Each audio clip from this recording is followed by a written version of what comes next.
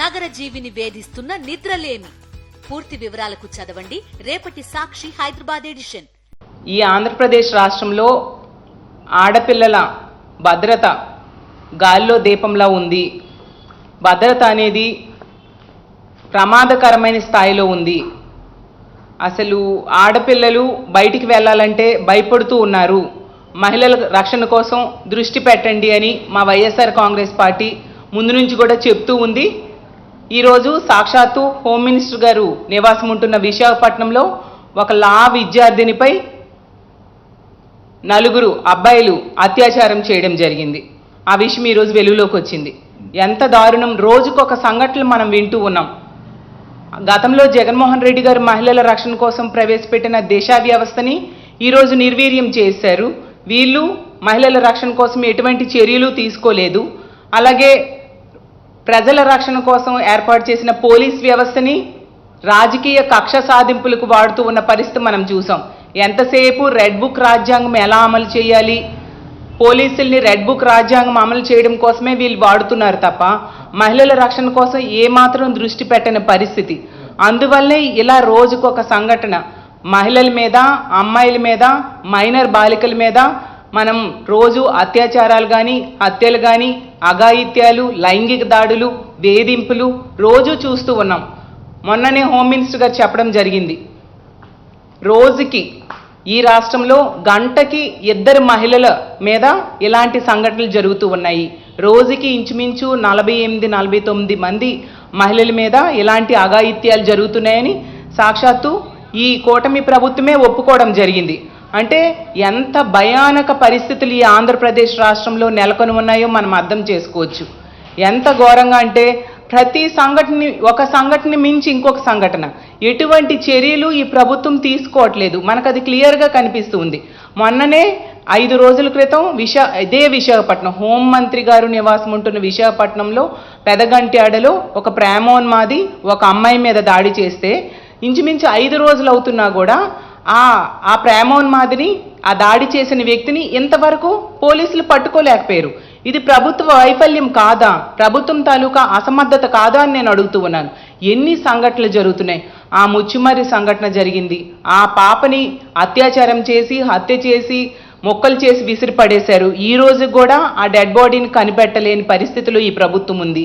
కానీ ఆ పని చేసిన వ్యక్తులు మాత్రం బెయిల్ తీసుకొని ఈరోజు దర్జాగా సభ్య సమాజంలో తిరుగుతూ ఉన్నారు.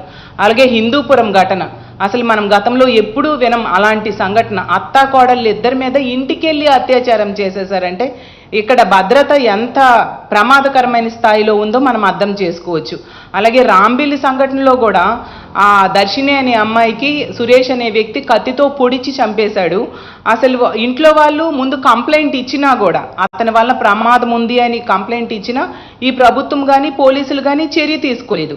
ఈవెన్ విశాఖపట్నంలో మన జరిగిన పెదగంట్యాడ ఇష్యూలో కూడా కుటుంబ సభ్యులు చెప్పారు, ఈ ప్రేమోన్మాది నీరజ్ శర్మ వలన ఆ అమ్మాయికి ప్రమాదం ఉంది అనేసి 2 సార్లు పోలీస్ స్టేషన్లో కంప్లైంట్ ఇచ్చినా పోలీసులు పట్టించుకోలేదు. కాబట్టి ఈరోజు ఈ దాడికి కారణమయ్యారు. అలాగే తెనాలి సంఘటన చూసాం. ఆ రోజు జగన్మోహన్ రెడ్డి గారు గుంటూరులో హాస్పిటల్కి వెళ్ళి ఆ మహిళ కుటుంబ సభ్యుల్ని పరామర్శ చేయడం జరిగింది.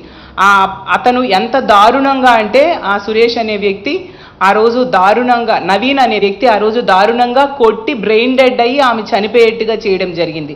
ఇలా తీసుకుంటే ఇన్ని సంఘటనలు. అలాగే బద్వేల్లో చూసాం, ఊరవతల తీసుకెళ్లి కిరోసిన్ పోసి కాల్చి చంపేయడం జరిగింది. అలాగే ఈరోజు ఒక సంఘటన బాపట్లలో మొన్ననే చూసాం, ఒక వృద్ధుడు బాలిక మీద అత్యాచారం చేయడం. అలాగే తీసుకుంటే గొడ్లవల్లేరు ఇంజనీరింగ్ కాలేజీలో 300 మంది ఆడపిల్లలు చాలా యాజిటేషన్ చేశారు, బాత్రూమ్స్లో హిడెన్ కెమెరాస్ ఉన్నాయని. కానీ ఏ విషయంలో కూడా ప్రభుత్వం సరైన చర్యలు తీసుకోవట్లేదు. అసలు దిశ యాప్ని ఎందుకు నిర్వీర్యం చేశారు?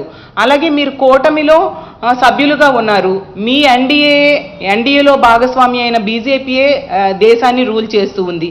దిశ చట్టం కేంద్రం దగ్గర పెండింగ్లో ఉంది. మీరు ఎందుకు దాన్ని ఈరోజు అమలయ్యేట్టుగా చేయట్లేదు? గతంలో జగన్మోహన్ రెడ్డి గారు దిశ చట్టం కేంద్రం దగ్గర పెండింగ్లో ఉన్నా కూడా అందులో ఉన్న అంశాలన్నీ అమలు అవ్వడానికి అన్ని రకాల చర్యలు తీసుకున్నారు.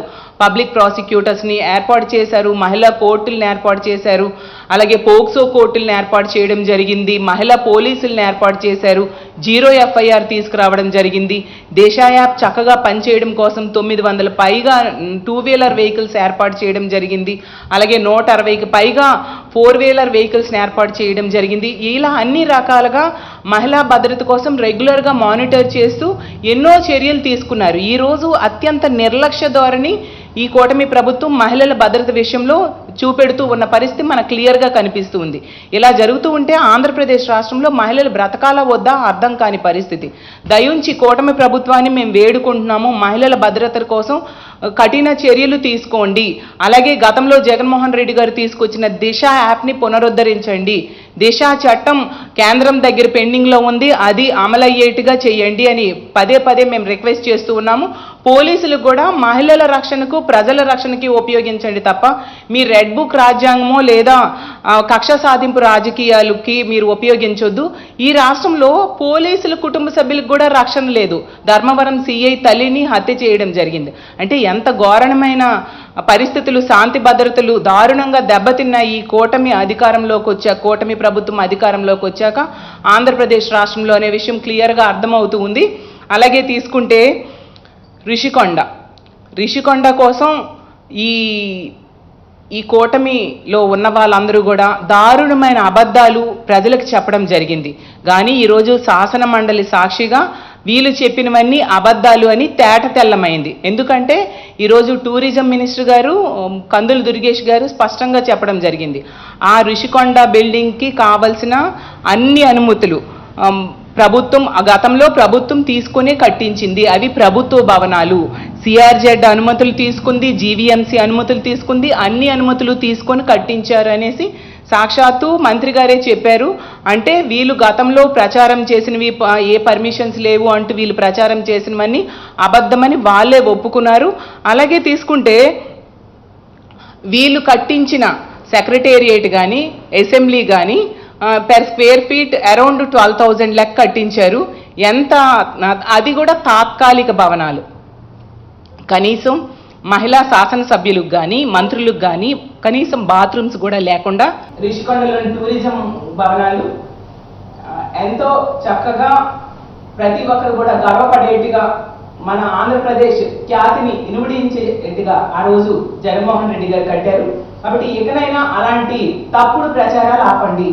మీకు ఇంత మంచి భవనాలు కట్టించే సామర్థ్యం లేక మీరు కట్టించిన సెక్రటేరియట్ కానీ, అలాగే అసెంబ్లీ కానీ అంత స్క్వేర్ ఫీట్ 12,000 రూపీస్ లెక్క కట్టించి వర్షం పడితే కారిపోయే తాత్కాలిక భవనాలు మీరు కట్టించి కనీసం మహిళా శాసనసభ్యులకు కానీ, మంత్రులకు కానీ సరైన వాష్రూమ్స్ కూడా లేకుండా కట్టించిన మీరు ఎంత గొప్ప భవనాలు జగన్మోహన్ రెడ్డి గారు కట్టిస్తే వాటి మీద తప్పుడు ప్రచారం చేయడం చాలా దారుణం. దీన్ని మేము తీవ్రంగా ఖండిస్తూ ఉన్నాము. ఇప్పటికైనా జగనన్న కట్టించిన ఆ మంచి భవనాల ఖ్యాతిని వీలైతే పొగడండి, లేకపోతే కామ్గా ఉండండి తప్ప ఇలా ప్రజల్ని తప్పుదోవ పట్టించే కార్యక్రమాలు చేయొద్దని తెలియజేసుకుంటూ, ముఖ్యంగా మహిళల భద్రతకు మీరు ఎప్పటికైనా చర్యలు తీసుకోండి అని చెప్పి మా వైఎస్ఆర్ కాంగ్రెస్ పార్టీ తరఫున డిమాండ్ చేస్తూ